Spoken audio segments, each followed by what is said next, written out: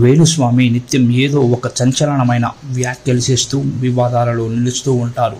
ఎప్పుడైతే ఈయన సమంత నాగ చైతన్య విడాకులు తీసుకుని విడిపోతారని చెప్పారో ఆ క్షణమే అందరి దృష్టిని ఆకర్షించారు. అయితే అప్పట్లో విమర్శలు ఎదుర్కొన్న చివరికి వేణుస్వామి చెప్పిందే నిజం కావడంతో ఈయన ఒక్కసారిగా పాపులర్ అయ్యారు. ఇక అప్పటి నుంచి వేణుస్వామి నమ్మేవారి సంఖ్య కూడా అధికమైంది. తాజాగా ఈయన సూపర్ స్టార్ మహేష్ బాబు గురించి సంచలన వ్యాఖ్యలైతే చేశారు. మహేష్ బాబు తండ్రి కృష్ణ మరణించడానికి తన కొడుకు మహేష్ బాబే కారణమంటూ షాకింగ్ కామెంట్లు చేశారు. ఒక ఇంటర్వ్యూలో భాగంగా వేణుస్వామి మాట్లాడుతూ తాను 1995 సంవత్సరం నుంచి కృష్ణ గారి ఇంట్లో పూజలు చేస్తూ ఉన్నానని తెలిపారు. అయితే 2020 సంవత్సరంలో ఓసారి పూజ చేయడానికి వెళ్ళాను.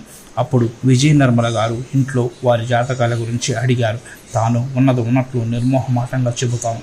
అయితే త్వరలో ఈ ఇంట్లో వరుస మరణాలు జరుగుతాయని చెప్పడంతో వారు అప్పటి నుంచి నన్ను పూజలకు పిలవలేదని తెలిపారు. నేను జాతకం చెప్పిన రోజున మహేష్ బాబు జాతకం శని గ్రహంలోకి ప్రవేశిస్తోంది. ఈ శని గ్రహంలోకి ప్రవేశించడం వల్ల తన తండ్రికి ప్రమాదం అని చెప్పాను. జనవరి 16 తర్వాత ఈ ఇంట్లో చెడు జరుగుతుందని తాను అప్పుడే చెప్పాను.